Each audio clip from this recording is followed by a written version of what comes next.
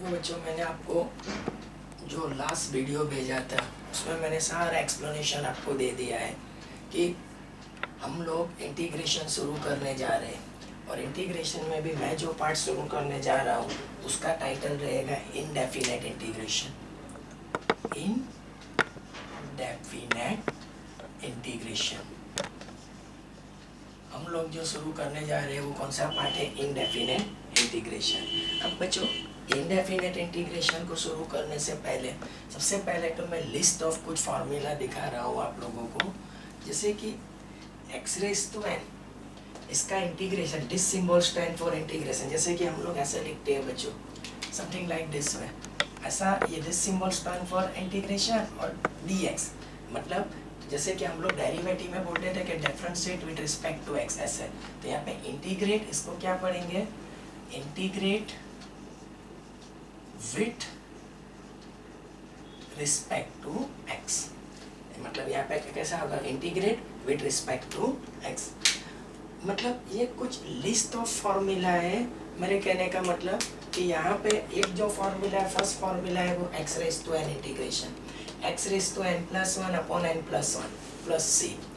दूसरा formula integration one क्या होगा? एक्स, कॉस का इंटीग्रेशन होगा साइन, साइन का integration minus cos x, second square x का इंटीग्रेशन होगा टेन एक्स, तो सेकंड स्क्वायर एक्स का इंटीग्रेशन होगा minus cot x, sec x tan x का इंटीग्रेशन होगा sec x, cosecant x into cot x का integration होगा minus cosec x plus c. Every time one can get c. वो c क्यों लिखा जाता है? कुछ मोमेंट में मैं आपको आंसर दे रहा हूँ। One upon under root x a square minus x square, इसका इंटीग्रेशन रहेगा sine inverse x by a plus c. One upon under root x square plus a, sorry one upon x square plus a square, one by a tan inverse x by a. One upon mod x into under root x square minus x square, one by a sec inverse x by a plus C. E raise to x का integration, e raise to x, a raise to x का integration, a raise to x upon log a to the base a, one by x का integration होगा log modulus x plus c. इसके अलावा बच्चों कुछ और integration में आपको लिखवा देता हूँ। Integration d x upon under root x square plus a square log modulus x plus under root x square plus a square plus c. एक और इंटीग्रेशन है कि integration d x upon under root x square minus a square log modulus x plus under root x square minus a square plus c. जितना मैं समझ रहा हूँ वहाँ तक। 17 वाला एक है integration d x upon x square minus a square, one upon twice है log modulus x minus a upon x plus a plus c. एक और इंटीग्रेशन में लिखवा देता हूँ d x upon a square minus x square, one upon twice है log modulus a plus x upon a minus x. तो ये जो सारे इंटीग्रेशन है, एक बार उसको वन बाय वन फोकस कर लो, फिर हम लोग आगे बढ़ने की कोशिश करेंगे बच्चों। तो जहाँ तक सवाल इसका है, मतलब ये सारे वन बाय वन देख लो, फिर मैं पूरा एक्सप्लेनेशन डिटेल में आपको दे रहा हूँ बच्चों।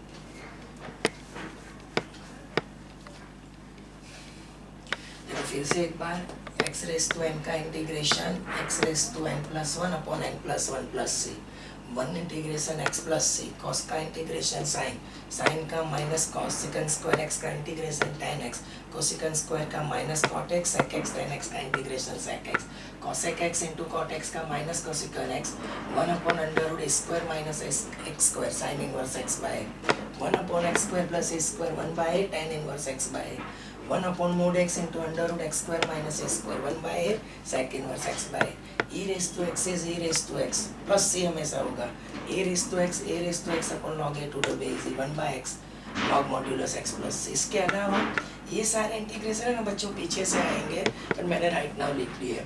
देख लो एक बार 1 upon under root x square plus a square log modulus x plus under root x square plus a square plus c 1 upon under root x square minus a square log modulus x plus under root x square minus a square plus c 1 upon x square minus a square 1 upon twice a log modulus x minus a upon x plus a 1 upon a square minus x square 1 upon twice a log modulus a plus x upon a minus x plus c. अब ये पूरा एक बार focus कर दो, थोड़ी देर के लिए focus करके उसको रख छोड़ो।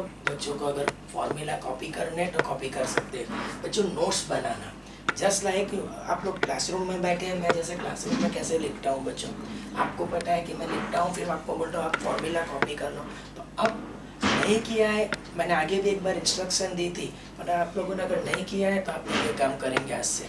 जस्ट लाइक अ क्लासरूम, आपको नोट और पेन लेकर बैठना है जब भी वीडियोस देखते हो, और जैसे जैसे जो चीज़ चलती है just like you have to copy. Just like आप लोग क्लासरूम में कैसे नोट्स लिखते हो वैसे नोट्स बनाना शुरू करो। तो कभी कभी वीडियो ऊपर नीचे हो भी जाता है तो आपको प्रॉब्लम नहीं होगी। तो प्लीज़ थोड़ा मैं टाइम के लिए फोकस करवा देता हूँ, आप लोग फॉर्मूला देख लो फिर उसको नोट डाउन कर लेना अपने रजिस्टर के अंदर।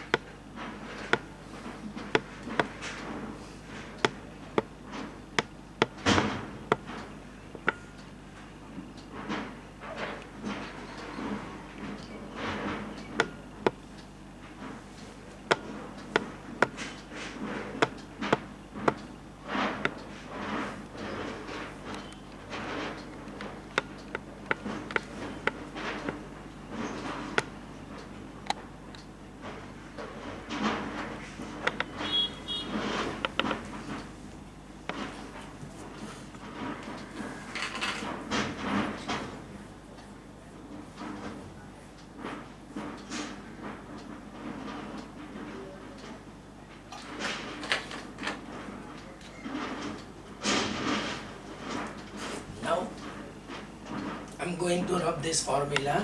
तो बच्चों आपने कॉपी कर लिया होगा मैं ऐसा मान रहा हूँ। अब मैं आगे बढ़ने की कोशिश करूँगा, जैसे कि इंटीग्रेशन, जिसको हम लोग बोलेंगे इंटीग्रेशन, जिसको हम लोग कोई और लैंग्वेज में बोलेंगे anti derivative. Anti derivative. Immediately इसको शुरू करने से पहले के पीछे भी मेरा कुछ गोल था, मेरा कुछ इरादा था, इसके लिए मैंने ये शुरू किया है बच्चों। एंटी डेरिवेटिव, जिसको मैं मौजम सर की लैंग्वेज में बोलूँगा equals to answer to question. मतलब आपको आंसर तो क्या देना है, क्वेश्चन। आपके पास आंसर है क्या, नहीं है, क्वेश्चन नहीं है बच्चों। अगर किसी ने आपसे ये पूछा, अगर किसी ने आपसे ये पूछा कि 2x किसका डिफरेंशिएशन है, 2x किसका डिफरेंशिएशन है, अभी तक आप लोग डिफरेंशिएशन करते आए थे, अब मैं दिखाने जा रहा हूँ कि 2x किसका डिफरेंशिएशन है। बच्चों मान रहा हूँ कि ये तो बहुत सिंपल चीज़ है, पर मैं ये एग्जांपल तो आपको देने की कोशिश कर रहा हूँ कि 2x किसका डिफरेंशिएशन है। तो 2x किसका डिफरेंशिएशन है वो निकालना है। मैंने बोला ना आंसर तो कहाँ पे आना है, क्वेश्चन। तो मैं यहाँ पे क्या करूँगा, 2x को इंटीग्रेशन के अंदर डाल दूंगा। 2x को इंटीग्रेशन के अंदर, तो integration of 2x with respect to x, इसमें से 2 निकाल लो तो x dx। बच्चों यहाँ पे x का पावर कुछ नहीं है, मतलब क्या हो जाएगा 1। चलो एक नेक्स्ट स्टेप में हम लोग लिखेंगे, यहाँ पे x का पावर कुछ भी नहीं है, मतलब क्या हो जाएगा 1। सर ने आज ही एक्सप्लेनेशन दिया कि integration x raise to n dx, तो x raise to n plus 1 upon n plus 1 plus c। तो अब यहाँ पे वही फॉर्मेट निकल के आएगा। तो x रेज़ टू n का integration, x raise to 1+1 upon 1+1, 1+1 2 x square. But सिर्फ एक्स स्क्वायर लिखने से बात खत्म नहीं होती है। क्यों बच्चों, मैंने बोला ना कि आंसर तो कहाँ पे जाना है क्वेश्चन, तो कहीं ना कहीं बच्चों मैं d/dx हूँ। अब आप लोग बोलेंगे 2x किसका डिफरेंशिएशन है, तो आप लोग बोलेंगे एक्स स्क्वायर का। बट कहीं ना कहीं मैं ऐसा बोलूँगा कि एक्स स्क्वायर प्लस 5 है, तो उसका भी डिफरेंशिएशन 2x होगा। तो हो सकता है कि मैंने सिर्फ 2x के लिए एक्स स्क्वायर बोला, वो कहीं ना कहीं गलत है। हो सकता है कि एक्स स्क्वायर के साथ 5 भी हो सकता है बच्चों, क्योंकि d/dx of x square plus 5 क्या हो जाएगा 2x। शायद एक्स स्क्वायर के साथ 5 नहीं है तो कोई और नंबर भी हो सकता है, मतलब c में भी एनी कांस्टेंट। अब any constant which has no definite value, that's why इसको हम लोग क्या बोलेंगे, इनडेफिनेट इंटीग्रेशन। मैंने शुरू में रेड पेन से लिखा था ना, why it is called indefinite integration. जो टॉपिक मैंने शुरू किया है, तो उसके पीछे purpose of study is this one. 2 questions के आंसर अभी आपको मिल रहे हैं। नंबर 1 कि किसी ने, मैंने बोला कि इंटीग्रेशन का मीनिंग क्या है, एंटी डेरिवेटिव। एंटी डेरिवेटिव का मीनिंग मेरी लैंग्वेज में आंसर टू क्वेश्चन। किसी ने आपको ऐसा पूछ लिया कि 2x किसका डिफरेंशिएशन है, तो 2x को आपने इंटीग्रेशन में डाला, इंटीग्रेट किया, आपको सिर्फ x स्क्वायर मिला।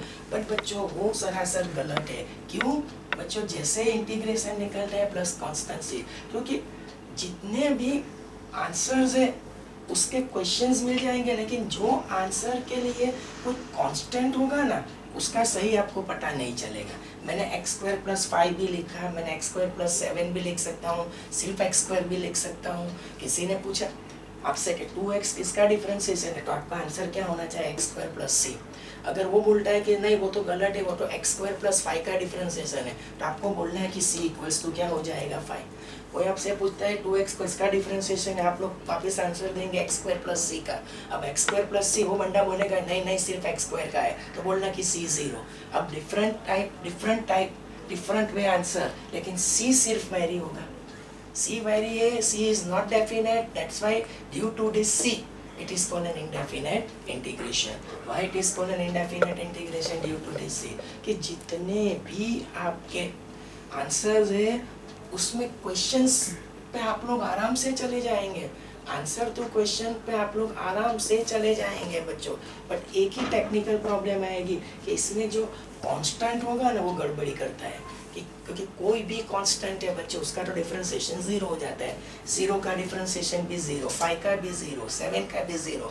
तो जितनी भी वेरिएबल टर्म है उसको इंटीग्रेशन में डालेंगे तो कोई आंसर तो क्वेश्चन आ जाएंगे, लेकिन तकलीफ प्रॉब्लम कहाँ पे होगी, ये सी को लेके। तो जब भी इनडेफिनेट इंटीग्रेशन निकलता है, रिमेंबर प्लीज मैं जो बोल रहा हूँ, जब भी इनडेफिनेट इंटीग्रेशन निकल जाता है प्लस करके सी लिखो। अब चाहे जितनी भी कांस्टेंट टर्म उसके साथ अटैच है, वो सी उसको बैलेंस कर लेता है।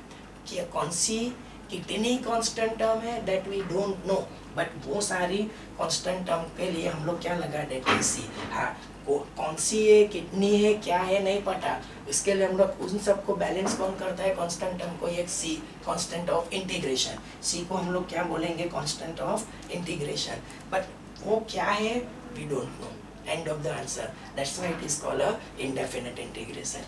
Number 2, इसीलिए जब भी indefinite integration छूटता है हम लोग प्लस करके क्या लगा देते हैं c। c is called a constant of indefinite integration.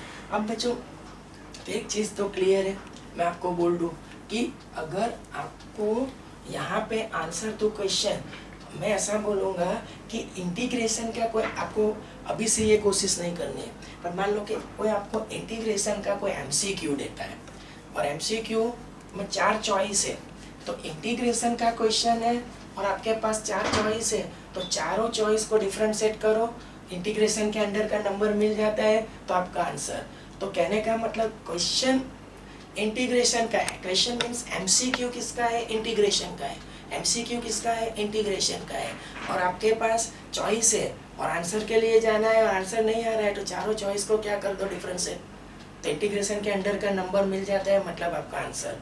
अगर क्वेश्चन डिफरेंशिएशन का है तो चारों जो चॉइस है उनको इंटीग्रेट कर दो, ओरिजिनल क्वेश्चन मिल जाता है तो आपका आंसर हो जाएगा। समझ रहे हैं आप लोग? बट ये चीज़ एमसीक्यू के लिए करनी है आपको, यहाँ पे तो आप लोगों को सिस्टमेटिकली जाना है बच्चों। तो यहाँ पे जो सर ने एक्सप्लेनेशन दिया कि अभी इंटीग्रेशन उसमें हम लोग शुरू कर रहे हैं, इसका इंटीग्रेशन को हम लोग क्या बोलेंगे, एंटी डेरिवेटिव। और आंसर तो क्वेश्चन मतलब किसका डेरिवेटिव जो है उस कोई भी फंक्शंस को, कोई भी टर्म को आपने डिफरेंशिएट किया है और डिफरेंशिएट होने के बाद आपके पास जो आंसर आया है वो आंसर टू क्वेश्चन। जैसे कि मैंने सवाल किया आपसे कि 2x किसका डिफरेंशिएशन है, तो 2x को इंटीग्रेशन में डाल के हमने निकाला कि आप किसका हो जाएगा x² + c। We don't know about the c। तो बच्चों एक चीज़ जो सर ने एक्सप्लेनेशन में दी, ये चीज़ के ऊपर मैं ज़्यादा स्ट्रेस नहीं कर रहा हूँ। आपके पास इंटीग्रेशन का एमसीक्यू है और 4 चॉइस है। अगर एमसीक्यू सही से नहीं जा रहे हैं तो 4 चॉइस को डिफरेंशिएट कर दो आप लोग। अगर इंटीग्रेशन के अंडर का नंबर मिल जाता है तो आपका आंसर। तो अगर एमसीक्यू के टाइम पे आंसर नहीं बैठ रहा है तब करना है कि जो क्वेश्चंस आपको एमसीक्यू में दिया गया है और आपका क्वेश्चंस नहीं सॉल्व हो रहा है तो चारों चॉइस को क्या कर दो, डिफरेंशिएट। जो डिफरेंशिएशन के बाद इंटीग्रेशन के अंदर नंबर आ जाता है तो वो चॉइस आपका आंसर हो जाएगी। उल्टा है, कोई डिफरेंशिएशन का एमसीक्यू है और आंसर नहीं बैठ रहा है तब करना है। तो डिफरेंशिएशन का कोई क्वेश्चन है, आंसर नहीं बैठ रहा है, 4 चॉइस है, तो चारों चॉइस को इंटीग्रेट कर लो और ओरिजिनल क्वेश्चन मिल जाता है तो जिससे आपका आंसर बैठ जाएगा। लेकिन ये चीज़ इन केस अगर आंसर नहीं बैठ रहा है तब और एमसीक्यू के लिए करनी है। ठीक है बच्चों, तो ये मैंने जो दिया था वो किसका इंट्रोडक्शन था, इंडेफिनेट इंटीग्रेशन। तो अब मैं टेक्स्ट के कुछ क्वेश्चन शुरू करने जाऊंगा बच्चों, और उसमें भी मैं जो शुरुआत करूंगा बच्चों वो कुछ ऑर्डर चेंज करके, क्योंकि शुरू के जो क्वेश्चंस है ना उसके लिए फॉर्मूला डिफरेंट है, हम लोग उसको इंटीग्रेट करके ही जाएंगे। लेकिन सिंपल जो क्वेश्चन शुरू हो रहे हैं ना बच्चों, उसकी शुरुआत होती है एक्सरसाइज 7.1। एक्सरसाइज 7.1 मेरे कहने का मतलब, और ओरिजिनल जो क्वेश्चन की शुरुआत हो रही है वो 7 वाले क्वेश्चन से। तो मैं कौन से क्वेश्चन से जा रहा हूँ, question number 7। x² into 1 minus 1 upon x² into dx। Now what happen here? मेरी बात सुनो, x² into 1 minus 1 upon x² into dx। अब बच्चों यहाँ पे आपके दिमाग में क्या आना चाहिए, देखो एक चीज़ है कि यहाँ पे प्रैक्टिस बहुत ज़्यादा सिस्टमेटिकली चाहिए कि राइट नाउ जिस तरह से डेटा है ना उसको देख के मेरे पास ये 2-3 फार्मूला वर्कआउट कर लेंगे। x⁻n का इंटीग्रेशन क्या होगा, x⁻n+1 अपॉन n+1+c। दूसरा एक मैं डाल रहा हूँ 1/x इंटीग्रेशन, तो log modulus x+c integration 1 dx वो हो जाएगा x+c। आप बोलेंगे सर ऐसा तो कुछ दिख नहीं रहा है, तो देखो मैं क्या करूँगा बच्चों, इन सबको मल्टीप्लाई करूँगा। जैसे कि x² into 1 x² multiply by 1 upon x²। अब बच्चों सेपरेट भी यहाँ पे भी हो सकता है वर्किंग रूल से, तो x² dx x² निकलेगा, सिर्फ बचेगा 1, तो 1 dx। अब x² का इंटीग्रेशन कैसे होगा, तो x⁻n+1 फॉर्मेट ये है ना, upon n+1 integration 1 is x। अब मान लो कि ये इंटीग्रेशन आपने छोड़ा तो इनडेफिनेट है, मैं इतना तो बोल सकता हूँ कि यहाँ पे मैंने ये छोड़ा तो इसके लिए अलग से इसके लिए अलग से ऐसा मत करो। हाँ, इंटीग्रेशन एक साथ छोड़ो बच्चों, एक साथ छोड़ो, तो इसका इंटीग्रेशन छूटा, इसका छूटा, दोनों के 2 कांस्टेंट आएंगे, इनको मिला के एक ही कांस्टेंट ऑफ इंटीग्रेशन लिखना है +c। This is called a constant of indefinite integration. तो अब इसका जो आंसर आएगा वो x³ माइनस ऑफ x+c। फिर से एक बार सर एक्सप्लेन कर रहे हैं। देखो मैंने 7 क्वेश्चन से इसके लिए शुरू किया कि आगे के जो क्वेश्चन है ना उसमें कॉन्सेप्ट थोड़ा चेंज होता है। अगर मैं वो डाल देता हूँ बच्चों तो आपकी कन्फ्यूजन बढ़ जाएगी, तो मैंने जानबूझ के 7 से इसकी शुरुआत की है। तो x² into 1 minus 1 upon x² dx। अब ये 3 फॉर्मेट ज़्यादातर अभी सोचने हैं कि इसके आसपास में घुमाने की तो कोशिश करूँगा बच्चों। x² को मल्टीप्लाई किया, x² को 1 अपॉन x² से, फिर ये तो कैंसिल, दोनों को सेपरेट कर दिया, इसका इंटीग्रेशन x⁻n से और इंटीग्रेशन 1 इज x सिंप्लीफाई किया। चलो एक क्वेश्चन देख लो ये।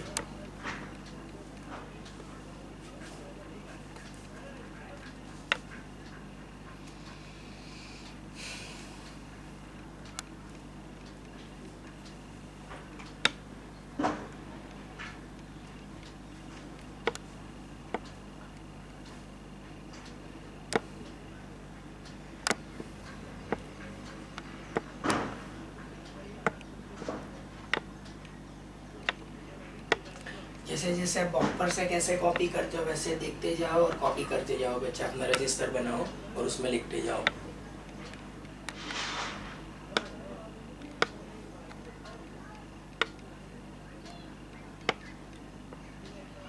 ओके, अब बच्चों हम लोग जाएंगे 8 वाले क्वेश्चन की तरफ।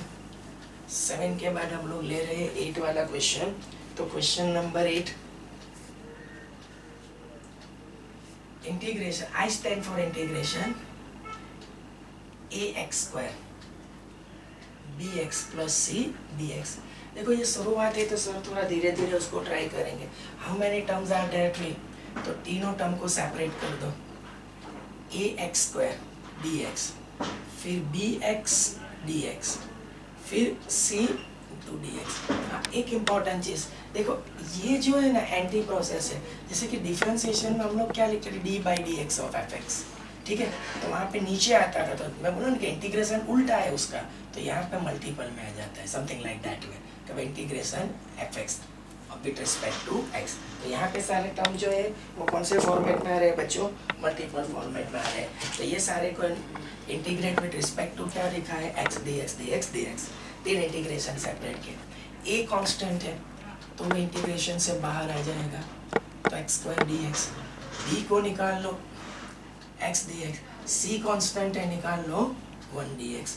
अब x² का इंटीग्रेशन अभी मैंने दिखाया था, मैं डायरेक्ट लिखूंगा, 2x रेज़ टू n से होगा तो 2 + 1 3 अपॉन 3। अब b x रेज़ टू 1 तो 1 + 1 2 अपॉन 2, इंटीग्रेशन 1 इज x। अब दो से मिक्स हो जाएंगे, तो यहाँ पे कोई कांस्टेंट ऑफ इंटीग्रेशन चेंज कर लो, प्लस करके क्या लगा दो बच्चों के। एक और क्वेश्चन में ले रहा हूँ यहाँ पे, फिर आप लोग कोशिश करना देखने की और कॉपी करने की ट्राई करना। क्वेश्चन नंबर क्या होगा बच्चों, 9। क्वेश्चन नंबर 9 क्या बोल रहा है, integration 2x² plus e raise to x dx, ठीक है। अब integration 2x² plus e raise to x dx, सबसे पहले दोनों को सेपरेट करो, 2x² into dx, e raise to x into dx। Constant को इंटीग्रेशन से निकाल लो, तो x² dx, e raise to x dx। अब x² का इंटीग्रेशन 2 + 1 3।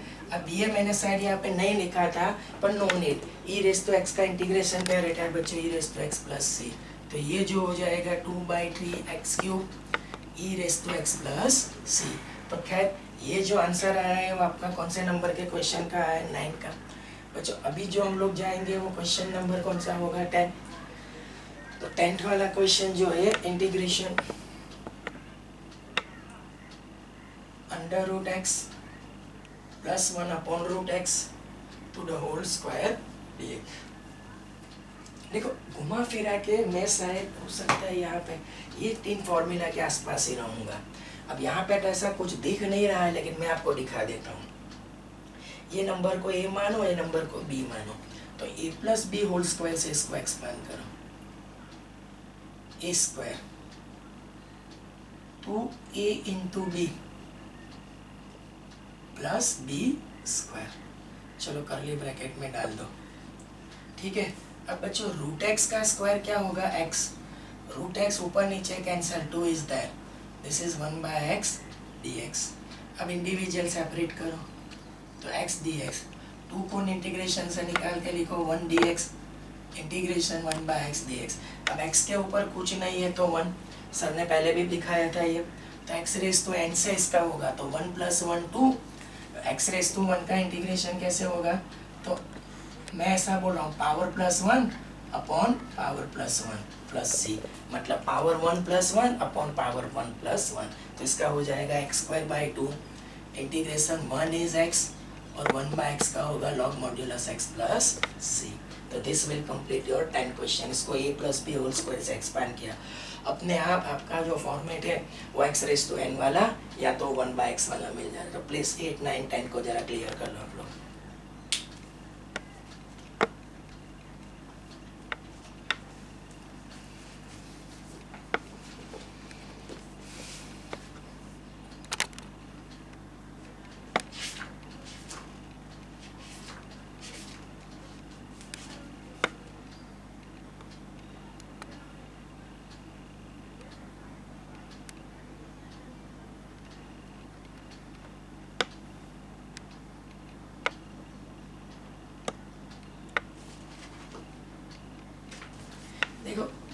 गलत तो नहीं है, लेकिन लेकिन लेकिन ये जो 10th वाला क्वेश्चन है ना, उसमें मैंने जो लिखा है वो प्लस का साइन है, लेकिन टेक्स्ट बुक के अंदर माइनस है, तो नथिंग टू डू, बस सिर्फ यहाँ पे minus regarding to this minus, तो यहाँ पे भी क्या हो जाएगा माइनस, और आंसर में ये हो जाता है माइनस। वो मैंने प्लस से किया तो वो रॉन्ग नहीं था बच्चों, पर मैं टेक्स्ट बुक के थ्रू जा रहा हूँ इसके लिए।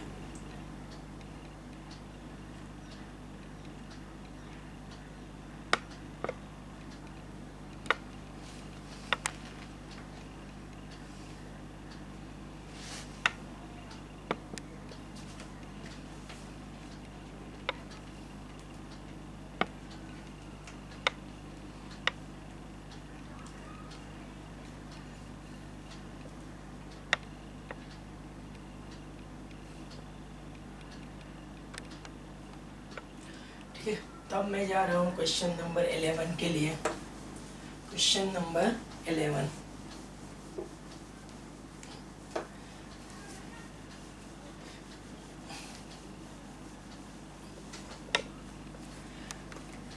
क्वेश्चन नंबर 11 क्या बोल रहा है कि इंटीग्रेशन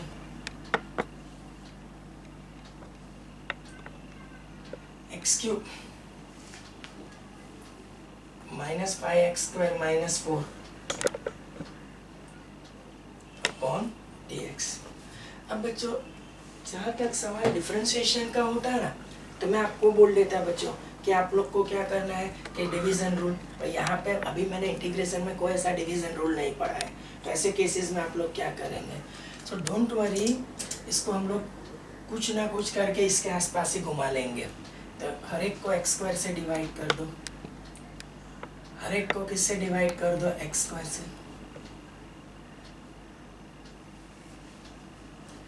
अब x³ बाय x² क्या हो जाएगा, x² बाय x² 1, और 4 अपॉन x², तो x² को ऊपर ले लो बच्चों, तो x² क्या हो जाएगा -2। अब इंडिविजुअल सेपरेट करेंगे, इंटीग्रेशन x dx, 5 को निकाल लो 1 dx, -4 को निकाल लो x⁻² dx। अब x⁻1 का इंटीग्रेशन आज हम लोग तीसरी बार कर रहे हैं, तो 1 + 1 2, इंटीग्रेशन 1 इज x, ये फर्स्ट टाइम है, -2 + 1 -2 + 1, फॉर्मूला तो वही रहेगा, इंटीग्रेशन x⁻² है।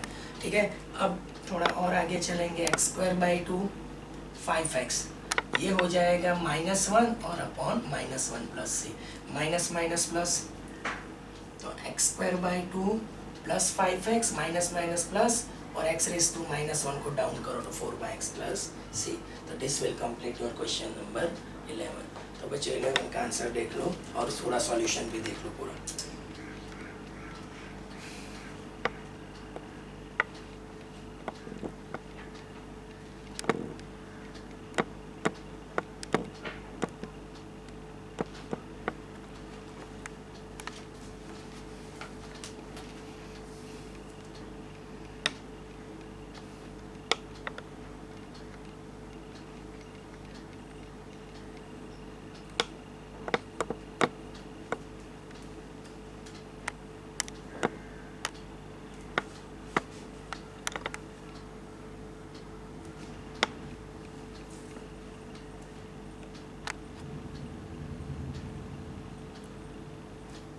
क्वेश्चन नंबर 12 के लिए हम लोग चलेंगे।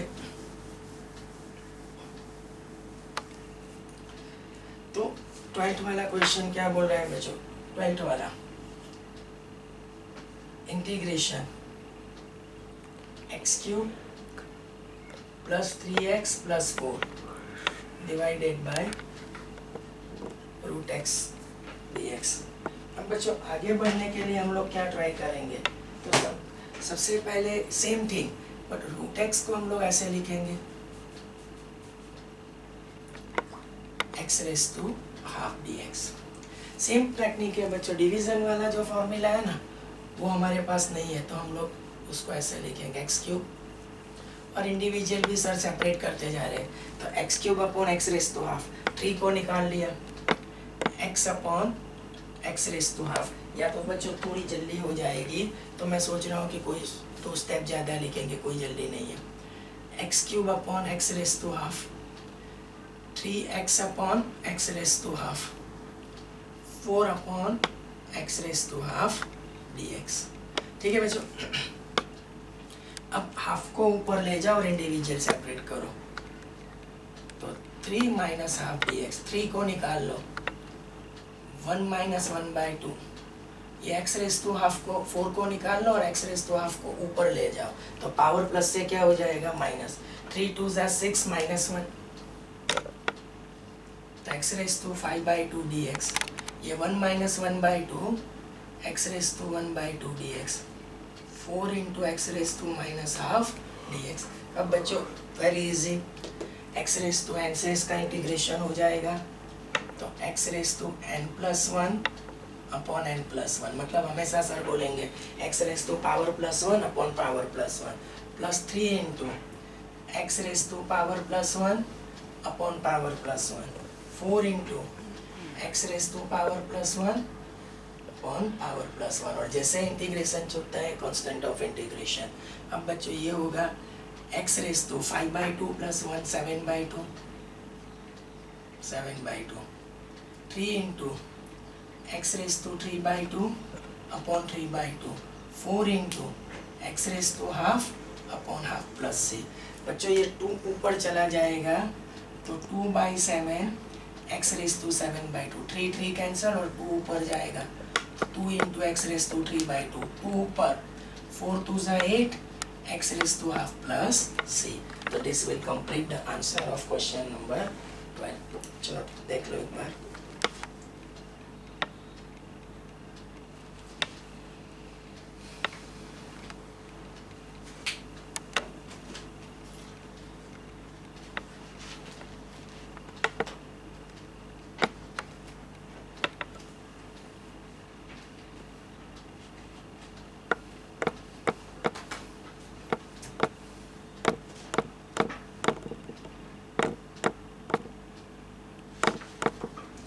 जो बैक आंसर है उसमें सिर्फ एक चेंज है, ये एक्स रेस टू हाफ है, रूट को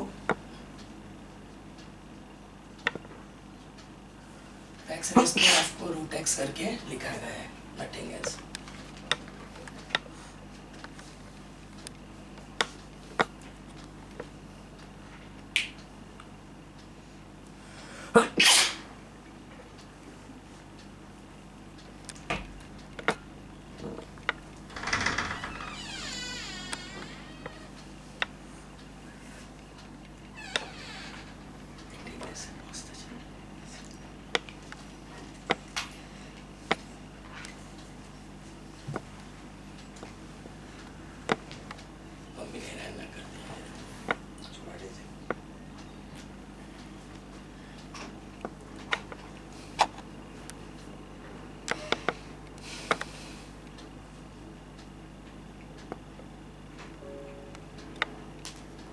जैसे जैसे सम होते हैं आप लोग जस्ट लाइक बोर्ड पर से कैसे कॉपी करते वैसे कॉपी करते जाना अपने रजिस्टर के अंदर।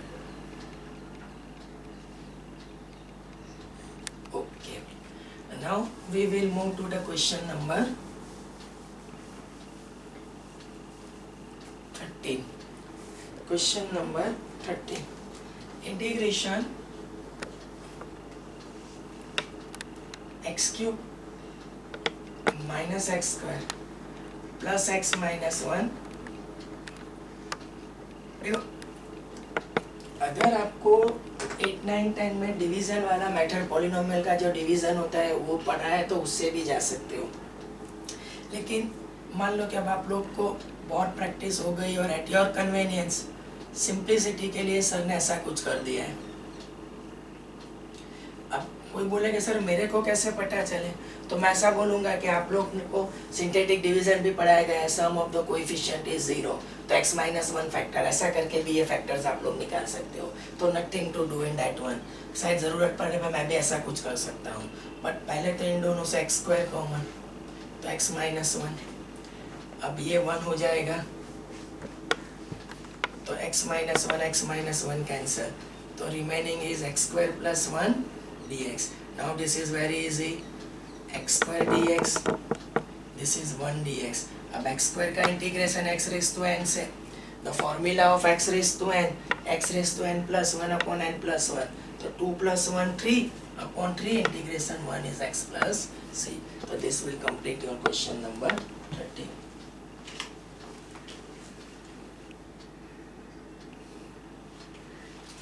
आता है formula integration. मैंने 12th standard में उसे physics में वो काम अक्सर सीखी है.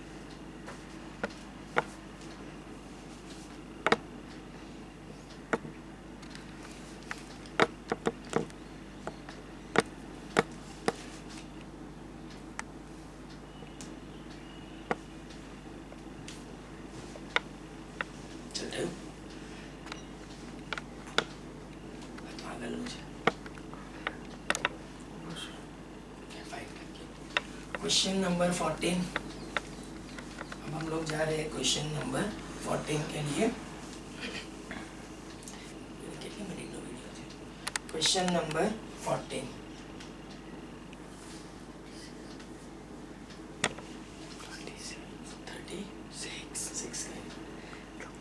14 वाला जो क्वेश्चन है 1 minus x into root x d x. अब रूट एक्स जिसको हम लोग लिख सकते हैं एक्स रेस टू हाफ. अब एक्स रेस टू हाफ को मल्टीप्लाई करो तो 1 into x raise to half x raise to half. अब बच्चों ये एक्सप्लेनेशन साइड पे सर दिखा रहे हैं. X into x raise to half base are equal their exponential are added. तो x into x raise to half x into x raise to half इसका क्या हो जाएगा एक्स रेस टू 3/2 dx. अब एक्स रेस टू एन वाला format आ चुका है तो एक्स रेस टू एन का integration x raise to n plus 1 upon n plus 1 x raise to n plus 1 upon n plus 1 plus c. तो x raise to 3/2 upon 3/2 5/2 upon 5/2 2 ऊपर 3 नीचे x raise to 3/2 this is 2/5 x raise to 5/2 plus c. I hope this is clear. अब बच्चों सोच रहा हूँ कि 15 वाला क्वेश्चन हम लोग खत्म करने की कोशिश करेंगे. तो क्वेश्चन नंबर 15 क्या बोल रहा है कि integration root x into 3x² plus 2x plus 3 into dx. अब बच्चों सेम थिंग जैसे कि यहाँ पे दो टर्म को रूट एक्स से मल्टीप्लाई किया था. यहाँ पे कितनी टर्म को करनी है 3. तो एक्स रेस टू हाफ लिख लो. अब बच्चों कुछ स्टेप्स डायरेक्ट लिखेंगे जैसे कि 3x² multiply by x raise to half. 3 को आगे ले लो x raise to 2 plus half 2 2 4 plus 1 तो ये होगा एक्स रेस टू 5/2 dx. अब x raise to half 2x है 2 तो ये होगा एक्स रेस टू 3/2 dx. 3 को निकाल लो 3 ऐसे होगा क्या 3x रेस टू हाफ तो 3 को निकाल लो. अब फॉर्मूला वही है x raise to power plus 1 upon power plus. तो 5/2 plus 1 5/2 plus 1 3/2 plus 1 3/2 plus 1 half plus 1 upon half plus 1 plus c. अब ये क्या होगा 7/2 2 को ऊपर ले लो तो 3 2 6/7 एक्स रेस टू 7/2 5/2 2 ऊपर जाएगा तो 4/5 एक्स रेस टू 5/2. ये कितना होगा 3/2 3 3 कैंसिल तो 2 into x raise to 3/2 plus c. तो ये आपका आंसर हो जाएगा क्वेश्चन नंबर 15 का. तो दो क्वेश्चन आप लोग चेक कर लो.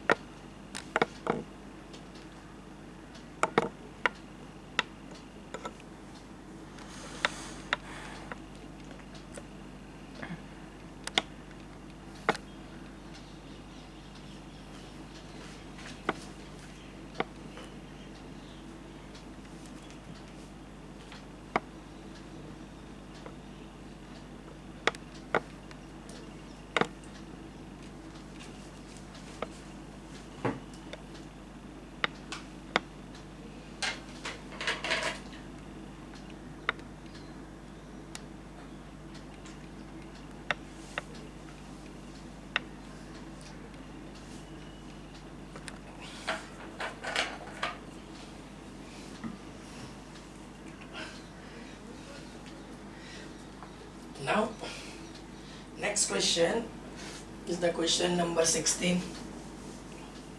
हम लोग जा रहे हैं 16 वाले क्वेश्चन के लिए। तो क्वेश्चन नंबर 16। अब 16 वाला क्वेश्चन क्या बोल रहा है? तो integration, I stand for integration, 2x minus 3 cos x e raise to x dx। 2 को निकाल लो x dx, 3 को निकाल लो cos x dx और e raise to x dx। अब यहाँ पे x का पावर क्या है? 1, तो 1 + 1 2/2। वैसे बच्चों अब थोड़ा नया आएगा, cos का इंटीग्रेशन मैंने वैसे तो पढ़ा दिया है। cos x का इंटीग्रेशन होगा sin x, do not confuse, sin का माइनस cos, cos का सिर्फ sin, उल्टा है, derivative of cos is minus sin, लेकिन integration of sin is minus cos, something like that बेटा। cos का सिर्फ sin और e रेस टू x का क्या होगा? e raise to x। यहाँ पे 2 कैंसिल, तो x² minus 3 sin x e raise to x plus c। Question number 17 वाला जो क्वेश्चन है, integration 2x² minus sin x plus 5 into root x dx। 2 को इंटीग्रेशन से निकाल लो तो x² dx, integration sin x dx, 5 as it is, लेकिन root x को लिखेंगे x raise to half dx। अब 2 + 1 3/3। अब साइन का माइनस cos, वो माइनस माइनस प्लस, और हाफ + 1/3/2 तो 2/3 x³ प्लस cos x, 2 ऊपर जाएगा, 5 2 = 10, x raise to 3/2 plus c। Next जो क्वेश्चन है वो question number 18। Now I am going to rub this one. ये 3 फार्मूला मैं निकाल देता हूँ कि सर ने बहुत बार इसका यूज़ किया था। अब बच्चों नेक्स्ट हम लोग जा रहे हैं question number 18। Integration sec x into sec x plus tan x dx। देखो अब ट्रिगो के हम लोग इंटीग्रेशन के लिए जा रहे हैं, ब्रैकेट मल्टीप्लाई कर दो, sec into sec secant square x dx, sec x into tan x dx। Very easy. देखो लिस्ट ऑफ फॉर्मूला में देख लो, secant स्क्वायर x का इंटीग्रेशन क्या रहता है? tan x, और sec x tan x का इंटीग्रेशन रहता है sec x। This will complete the proof of 18 questions। अब बच्चों हम लोग जा रहे हैं question number 19। Integration secant square x upon cosecant square x dx। अब ऐसा कोई इंटीग्रेशन है नहीं, लेकिन 1/cos x sin square x, और सेकंड स्क्वायर को लिखो 1/cos स्क्वायर x dx। अब बच्चों 1/cos square x cosecant square x sin square, second square को 1/cos square, sin/cos square tan square x। अब बच्चों मैंने जो लिस्ट ऑफ फॉर्मूला लिखा है ना, उसमें कहीं भी tan स्क्वायर x का इंटीग्रेशन नहीं है। रिमेंबर प्लीज, जब भी tan स्क्वायर मिलता है ना, उसको क्या लिखो? Second square x minus 1। tan square x को क्या लिखना है? Second square x minus 1। अब इसको इंडिविजुअल सेपरेट करो, तो second square x dx 1 dx, second square x का integration tan x 1 is x plus c। तो रिमेंबर प्लीज, tan स्क्वायर जब भी मिलता है उसको क्या लिखना है? Second square minus 1। अगर cot स्क्वायर मिलेगा ना तो cosecant square x minus 1। Right way बच्चों। अब हम लोग जा रहे हैं क्वेश्चन नंबर 20 के लिए। तो integration 2 minus 3 sin x upon cos square x dx। देखो देख के ऐसा लग रहा है कि क्वेश्चन डिफिकल्ट है, लेकिन कुछ नहीं है। दोनों को किससे डिवाइड कर दो? cos square x। दोनों मतलब 2 divided by cos square x, और -3 sin x divided by cos square x dx। अब बच्चों 2 को निकाल लो, 1/cos स्क्वायर x क्या होगा? Second square x। चलो 3 को निकाल लो। अब मैं यहाँ पे एक्सप्लेनेशन दे रहा हूँ, sin upon cos square x। आपने ट्रिगो पढ़ा है, cos स्क्वायर x को ब्रेक करो 1/cos, और sin अपॉन क्या लिखो? cos। तो 1/cos क्या होगा? sec x, और sin अपॉन cos क्या होगा? tan x। सर ने क्या किया? ये स्टेप यहाँ पे एक्सप्लेन किया गया है, sin x upon cos square x। cos square को 2 बार ब्रेक किया गया, cos इंटू cos। एक cos को 1 के अपॉन में रखा और दूसरे cos को sin के अपॉन में रखा, 1/cos sec और sin/cos tan। तो इन शॉर्ट ये sine upon cos square x, वो क्या लिखा जाएगा, sec x into tan x d x. उसको क्या लिखेंगे, sec x into tan x d x. अब बच्चों सेकंड स्क्वायर एक्स का इंटीग्रेशन टेन एक्स और सेक एक्स टेन एक्स का क्या है, sec x plus c. One more time, 2 minus 3 sin x upon cos square x, individual separate, 2 by cos square x, 3 sin x upon cos square x, 1 by cos square secant square x, more importantly sin by cos square, cos square को break करो, cos into cos, 1 by cos, sin by cos, sec into tan, sec into tan का integration क्या होगा, sec x। अब बच्चों मैं जितना समझ रहा हूँ वहाँ तक कि MCQ है, बट मैं आपको उसका सॉल्यूशन दे ही देता हूँ। 21 वाला MCQ जो है एंटी डेरिवेटिव्स का मीनिंग, तो आपके हाथ में मतलब टेक्स्ट बुक रखना एनसीईआरटी की, सारे क्वेश्चन मतलब चॉइस वगैरह लिखना थोड़ा बच्चों मुश्किल है। Anti derivative means integration, root x को लिखेंगे x raise to half d x, ये एक्स रेस टू हाफ और उसको ऊपर ले जाओ। अब एक्स रेस टू हाफ का हो जाएगा 3/2 अपॉन 3/2। अब minus half plus one, minus half plus one, ये 2/3 एक्स रेस टू 3/2, 2 ऊपर जाएगा और एक्स रेस टू हाफ क्या हो जाएगा, रूट एक्स। तो यहाँ पे रूट एक्स नहीं लिखा है शायद मेरी नॉलेज से, 2/3, तो चॉइस जो होगी सी, चॉइस जो आएगी वो कौन सी हो जाएगी, सी। चॉइस कौन सी होगी बच्चों, C, 2/3 x raise to 3/2 plus 2 x raise to half plus c. अब बच्चों जा रहे हैं क्वेश्चन नंबर 22 वाला क्वेश्चन क्या है कि d/dx of fx is 4x cube. या तो पहले ऐसा करेंगे बच्चों 20, ये अप टू 21 आप लोग देख लो, फिर हम लोग आगे बढ़ने की ट्राई करेंगे। अप टू 22 देख लो।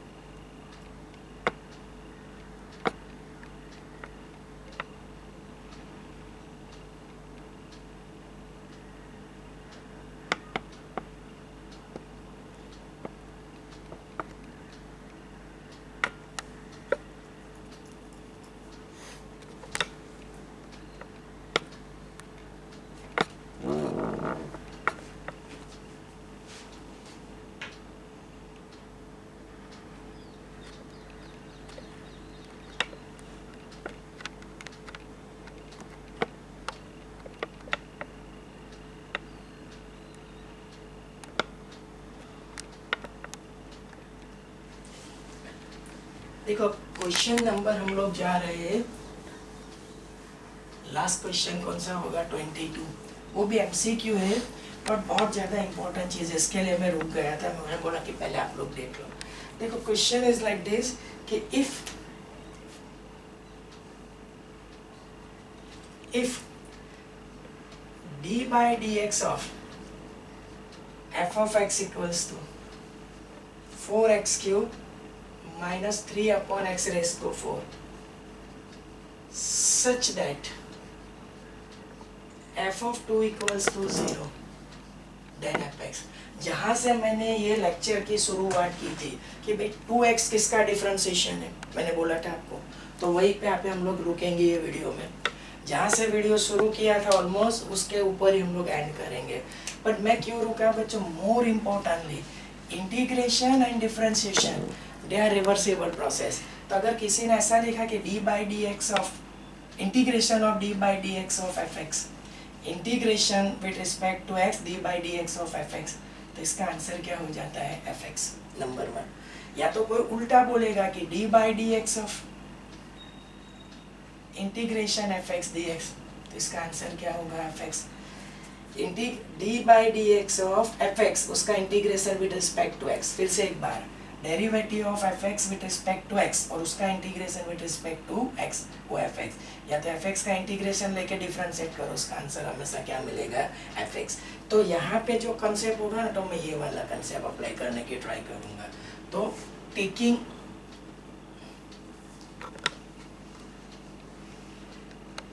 इंटीग्रेशन बोथ द साइड्स, तो मेरे को क्या चाहिए एफ एक्स, तो देखो बच्चों अब होगा D by d x of f x taking integration both the side, और एक डिटेल में लिख सकते हैं विद रिस्पेक्ट टू एक्स। तो अब राइट हैंड साइड में भी वही चीज़ होनी चाहिए, 4x³ -3 upon x raise to 4 dx। अब वो फॉर्मूला से ये तो एफ एक्स हो जाएगा आपका, यहाँ पे 4 को निकाल लो x³ dx, 3 को निकाल लो x रेज़ टू -4 dx। अब f x as it is ये होगा x रेज़ टू 4 अपॉन 4, अब -4 + 1 -3 अपॉन -3 और constant of integration is c। अब बच्चों यहाँ पे क्या होगा f of x, 4 cancel, minus plus 1 upon x³ plus c, तो ये आपका एफ एक्स। लेकिन एक और कंडीशन है, एक ये c निकालना है ना, तो ऐसे केसेस में c की वैल्यू स्पेसिफिक मिलेगी, f2 is 0, taking x equals to 2, अब 2 raise to 4 1 upon 2³ plus c। अब f2 तो 0 है, 2 रेज़ टू 4 16 होगा, ये क्या होगा 8 प्लस c। अब 16 इंटू 8 6 = 48 राइट, 4 और 8 1 = 8 128 राइट, और प्लस 1 तो 129/8 प्लस c राइट, c की वैल्यू होगी 129/8, वो वैल्यू यहाँ पे लगा दो, यहाँ पे लगाओ ये c वाले में, ये वाले में, तो f of x equals to x raise to 4 1/x³ minus 129 upon 8, तो ये आपका हो जाएगा f x. Let me check the choice right, तो फर्स्ट चॉइस होनी चाहिए x raise to 4 upon 1 upon x³ minus 129/8, तो चॉइस इसमें कौन सी होनी चाहिए, ए, सही जा रहे हैं। एक बार फिर से हम लोग देख लेंगे बच्चों कि ये कंसेप्ट दिमाग में रखो, कोई भी फंक्शन का डिफरेंशिएशन करके इंटीग्रेशन लो फंक्शन इटसेल्फ, कोई भी फंक्शन का इंटीग्रेशन करके डिफरेंशिएट करो फंक्शन इटसेल्फ। तो ये तो ऑलरेडी मेरे पास डिफरेंशिएशन था, मैंने दोनों साइड इंटीग्रेशन अप्लाई कर दिया, तो डिफरेंशिएशन और इंटीग्रेशन फंक्शन इटसेल्फ और इसको इंटीग्रेट किया प्लस c मिला। अब थोड़ा सिंप्लीफाई करने के बाद x इक्वल्स टू 2 लगा और f2 की वैल्यू 0, ये जो f2 की वैल्यू 0 गिवन इन हाइपोथेसिस 0 डाल के c निकाल लिया और c की वैल्यू वापस यहाँ पे लगा दी, one can get the answer.